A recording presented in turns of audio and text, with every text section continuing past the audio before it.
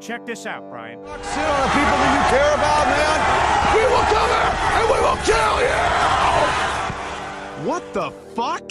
Who the hoot are these bozos? What's up with the masks? Sounds horrible. Well, they are the no-metal band Slipknot, from nowhere, also known as Des Moines, Iowa. What's that? Hold on. You don't know what nu metal is? Oh, my pod. All right. Nu metal is a subgenre of alternative metal that's characterized by down-pitched, syncopated rhythmic guitars, a blend of both hip-hop and metal-type vocals. Emerging in the 90s, Korn is considered the pioneers of the subgenre. But right now, Korn isn't the focus. Slipknot is. Because we're going to talk about the history of Slipknot, past to present. Oh boy. Dressed to impress, I'm dressed to impress, I'm dressed to impress for roadblocks. Dressed to impress, I'm dressed to impress, I'm a dress to impress for roadblocks. First off, pre-self-titled. In 1996 was when Slipknot first formed. They would release their true first album, Mate, Feed, Kill, Repeat. What a title.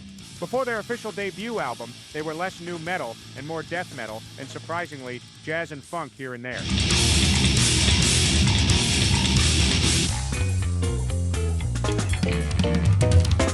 And I thought hip-hop mixed with metal was weird.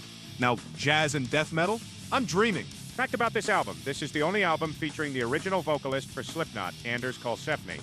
Maggots are always arguing if replacing Anders was a good move for the band. Some say he's better, some say he's worse. Sorry, you said maggots? Maggots are the name that Slipknot calls its fans, because when they play live, they see all the people jumping like writhing maggots.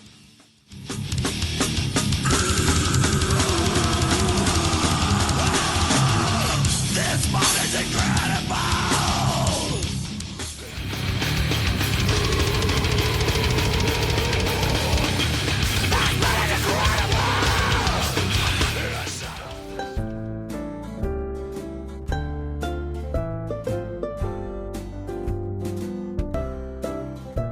Moving on to 1999, when Slipknot released their self-titled album and the start of their iconic jumpsuits. We have an example of one of the jumpsuits right now from a fan. Wow, like a mirror. I heard he recreated that jumpsuit himself. Boo-fast camera, though. This album would soon become a pillar in all of nu metal, featuring fast-playing, iconic riffs and chants in the Slipknot quintessential Jump the Fuck Up. Family singing me, jump the fuck up!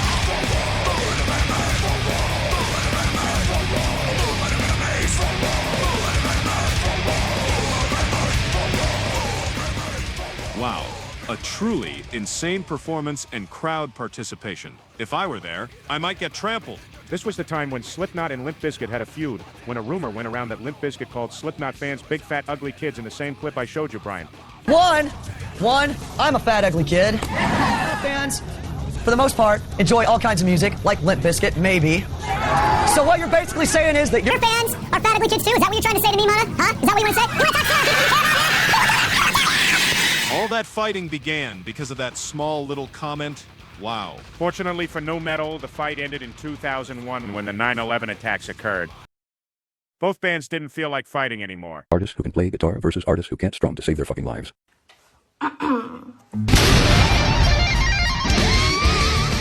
Now in 2001, Slipknot releases their second album named after their home state, Iowa. The darkest time for Slipknot, sudden death of loved ones, drug and alcohol addiction, relapse were all factors to make the Slipknot's most angriest record yet. Filled with anthems, just by the names you could tell they are directed to the world.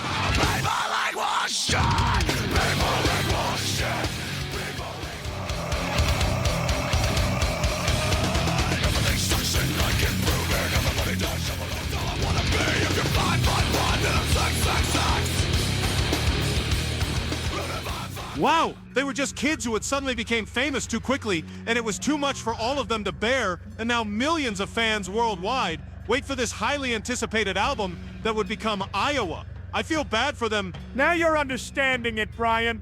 The last song of this record is the whoopin' 15-minute masterpiece, Iowa, same title as its album. Performed in full only once live, as of February 2025, it's filled with ambience and darkness. Themes about details too gruesome to say. Corey Taylor screams like he's getting murked.